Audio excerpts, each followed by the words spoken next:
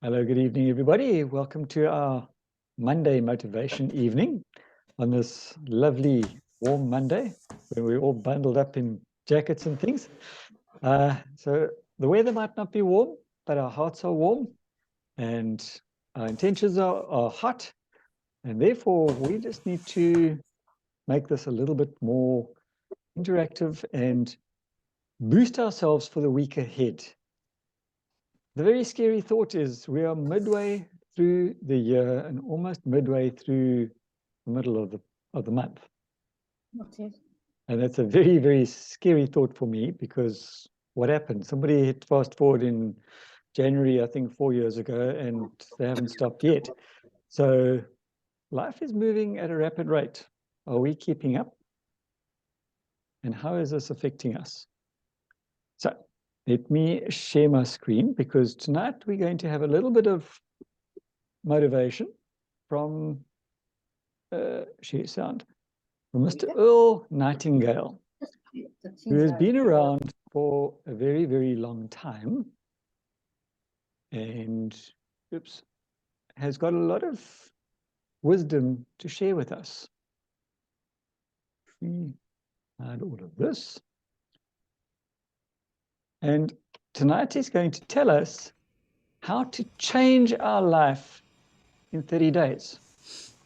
Remember, we're already 6 days into the month. So can we change it by the end of this month? Can we change our life in 30 days? Is it possible? I think it is. I want you to make a test that will last 30 days. Now, it isn't going to be easy. If you'll give it a good try, it will completely change your life for the better. Back in the 17th century, Sir Isaac Newton, the English mathematician and natural philosopher, gave us some natural laws of physics which apply as much to human beings as they do to the movement of bodies in the universe. Now, one of these laws is that for every action, there is an equal and opposite reaction. Simply stated, as it applies to you and me, it means we can achieve nothing without paying the price. The results of your 30-day experiment will be in direct proportion to the effort you put forth. To be a doctor, you must pay the price of long years of difficult study. To be successful in selling, and remember that each of us succeeds to the extent of his ability to sell, selling our families on our ideas, selling education in schools, selling our children on the advantages of living the good and honest life, selling our associates and employees on the importance of being exceptional people, to, of course, the profession of selling itself. But to be successful in selling our way to the good life, we must be willing to pay the price. Now, what is that price? Well, it's many things. First, it's understanding emotionally, as well as intellectually, that we literally become what we think about, that we must control our thoughts if we're to control our lives. It's understanding fully that, as ye sow, so shall ye reap.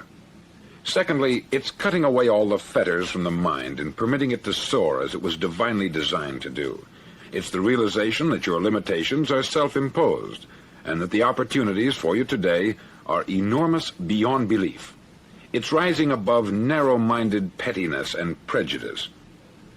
Thirdly, to use all your courage to force yourself to think positively on your own problem, to set a definite and clearly defined goal for yourself, to let your marvelous mind think about your goal from all possible angles, to let your imagination speculate freely upon many different possible solutions, to refuse to believe there are any circumstances sufficiently strong to defeat you in the accomplishment of your purpose, to act promptly and decisively when your course is clear, and to keep constantly aware of the fact that you are, at this moment, standing in the middle of your own acre of diamonds, as Russell Conwell used to point out.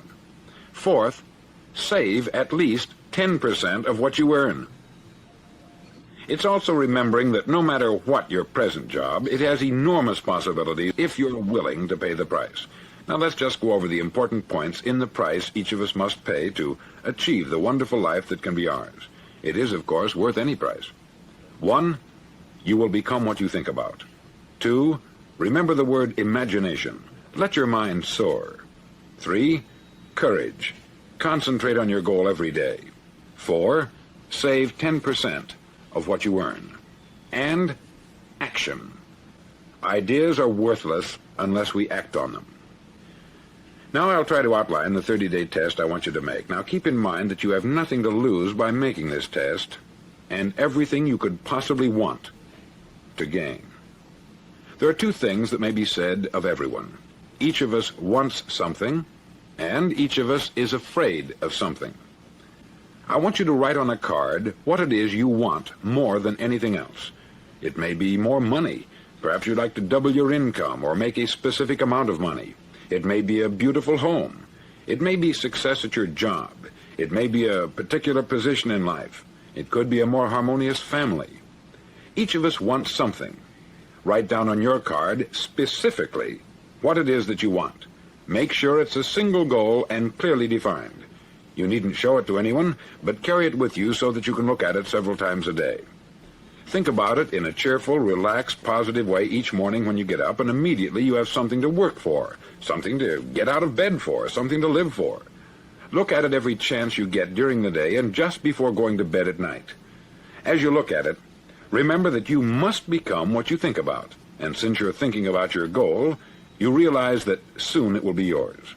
In fact, it's yours really the moment you write it down and begin to think about it. Look at the abundance all around you as you go about your daily business. You have as much right to this abundance as any other living creature. It's yours for the asking. Now we come to the difficult part. Difficult because it means the formation of what is probably a brand new habit, and new habits are not easily formed. Once formed, however, it'll follow you for the rest of your life.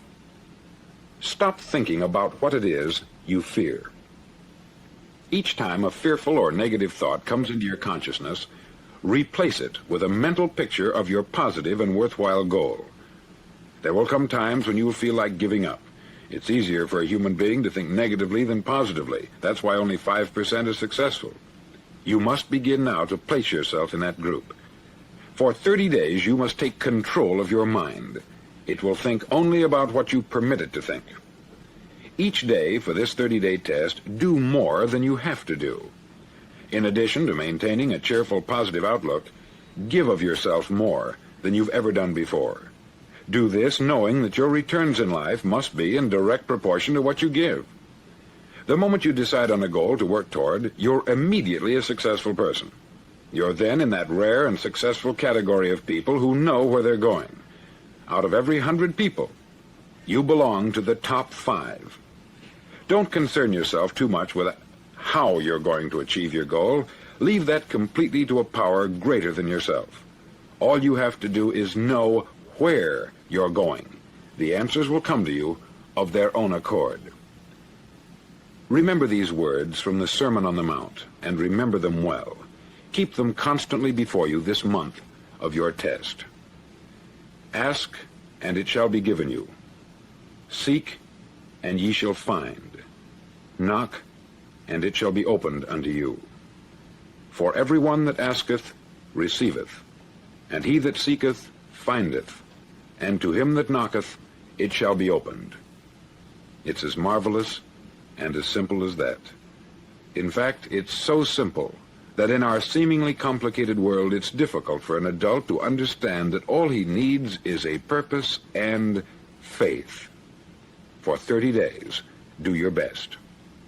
If you're a salesman, go at it as you've never done before, not in hectic fashion, but with the calm, cheerful assurance that time well spent will give you the abundance in return you deserve and want. If you're a homemaker, devote your 30-day test to complete giving of yourself without thinking about receiving anything in return, and you'll be amazed at the difference it makes in your life. No matter what your job, do it as you've never done it before for 30 days. And if you've kept your goal before you every day, you'll wonder and marvel at this new life you've found. Dorothea Brand, outstanding editor and writer, discovered it for herself and tells about it in her fine book, Wake Up and Live. Her entire philosophy is reduced to the words, act as though it were impossible to fail. She made her own test with sincerity and faith, and her entire life was changed to one of overwhelming success. Now you make your test for 30 full days. Don't start your test until you've made up your mind to stick with it. You see, by being persistent, you're demonstrating faith. Persistence is simply another word for faith. If you didn't have faith, you would never persist. If you should fail during your first 30 days, by that I mean suddenly find yourself overwhelmed by negative thoughts, you've got to start over again from that point and go 30 more days. Gradually, your new habit will form until you find yourself one of that wonderful minority to whom virtually nothing is impossible. Don't forget the card. It's vitally important as you begin this new way of living. On one side of the card, write your goal, whatever it may be. On the other side, write the words we've quoted from the Sermon on the Mount. Ask, and it shall be given you. Seek, and ye shall find. Knock, and it shall be opened unto you. In your spare time during your test period, read books that will help you. Inspirational books like the Bible, Dorothea Brand's Wake Up and Live, The Magic of Believing by Claude Bristol, Think and Grow Rich by Napoleon Hill, and other books that instruct and inspire. Nothing great was ever accomplished without inspiration. See that during these crucial first 30 days, your own inspiration is kept at a peak. Above all, don't worry. Worry brings fear, and fear is crippling. The only thing that can cause you to worry during your test is trying to do it all yourself. Know that all you have to do is hold your goal before you. Everything else will take care of itself. Remember also to keep calm and cheerful. Calm and cheerful. Don't let petty things annoy you and get you off course. Now, since making this test is difficult, some may say, well, why should I bother? Well, look at the alternative. No one wants to be a failure. No one really wants to be a mediocre individual. No one wants a life constantly filled with worry, fear, and frustration. Therefore, remember that you must reap that which you sow. If you sow negative thoughts, your life will be filled with negative things. If you sow positive thoughts, your life will be cheerful, successful, and positive. Now, gradually, you will have a tendency to forget what you've heard on this record. Play it often. Keep reminding yourself of what you must do to form this new habit. Gather your whole family about and listen to what's been said here at regular intervals. You know, most men will tell you that they want to make money without understanding the law. The only people who make money work in the mint. The rest of us must earn money. This is what causes those who keep looking for something for nothing or a free ride to fail in life. The only way to earn money is by providing people with services or products which are needed and useful. We exchange our product or service for the other man's money. Therefore, the law is that our financial return will be in direct proportion to our service. Success is not the result of making money. Making money is the result of success. And success is in direct proportion to our service. Most people have this law backwards. They believe that you're successful if you earn a lot of money. The truth is that you can only earn money after you're successful. It's like the story of the man who sat in front of the stove and said to it, "Give me heat, and then I'll add the wood." How many men and women do you know, or do you suppose there are today, who take the same attitude toward life? There are millions. We've got to put the fuel in before we can expect heat. Likewise, we've got to be of service first before we can expect money. Don't concern yourself with the money. Be of service. Build, work, dream, create. Do this, and you'll find there's no limit to the prosperity and abundance that will come to you.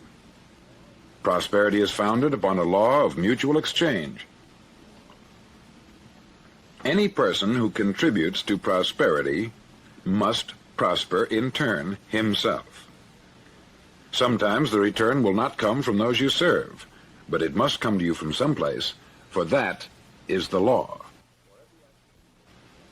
For every action, there is an equal and opposite reaction. As you go daily through your 30-day test period, remember that your success will always be measured by the quality and quantity of service you render, and money is a yardstick for measuring this service. No man can get rich himself unless he enriches others. There are no exceptions to a law. You can drive down any street in America and from your car estimate the service that's being rendered by the people living on that street. Had you ever thought of this yardstick before? It's interesting. Some, like ministers and priests and other devoted people, measure their returns in the realm of the spiritual, but again, their returns are equal to their service. Once this law is fully understood, any thinking person can tell his own fortune. If he wants more, he must be of more service to those from whom he receives his return. If he wants less, he has only to reduce this service. This is the price you must pay for what you want. If you believe you can enrich yourself by deluding others, you can only end by deluding yourself. It may take some time, but just as surely as you breathe, you'll get back what you put out. Don't ever make the mistake of thinking you can avert this. It's impossible. The prisons and the streets where the lonely walk are filled with people who tried to make new laws just for themselves. We may avoid the laws of man, but there are greater laws that cannot be broken.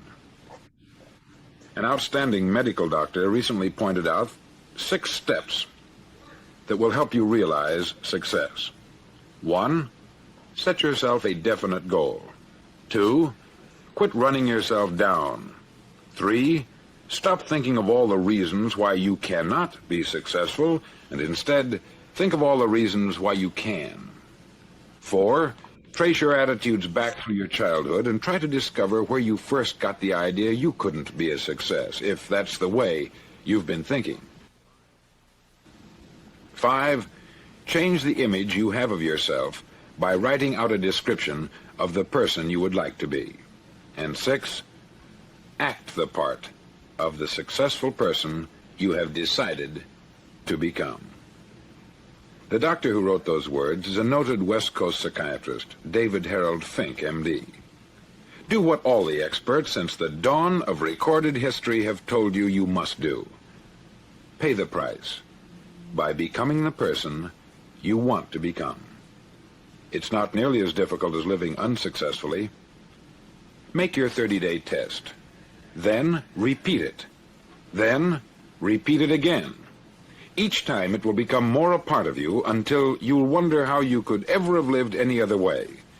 Live this new way, and the floodgates of abundance will open and pour over you more riches than you may have dreamed existed. Money? Yes, lots of it. But what's more important, you'll have peace. You'll be in that wonderful minority who lead calm, cheerful, successful lives. Start today. You have nothing to lose, but you have a life to win.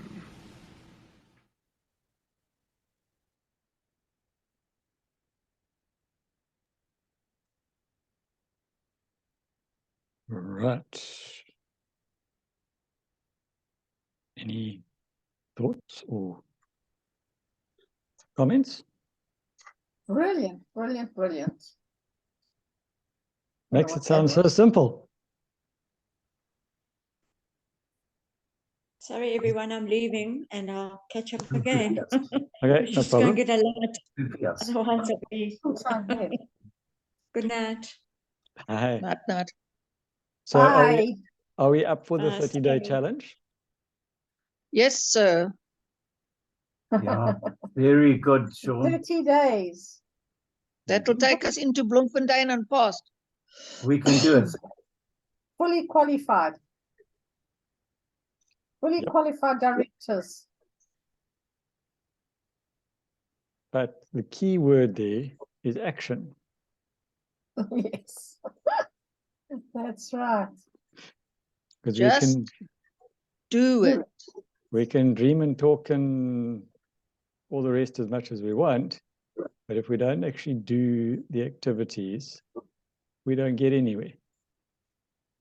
Yep. It's so simple, hey? Yes. Why do we Yeah. make it so difficult? Yeah. How much money will it cost us to do what he just told us? Absolutely nothing. Yeah. For free. Yeah, I will be listening to the tape again. There were lots of things that I wanted to write down, but he was Ah, Sean, that must go onto where we can retrieve it often. It will be on the recording. So I'm just Thank you. going to stop this recording now.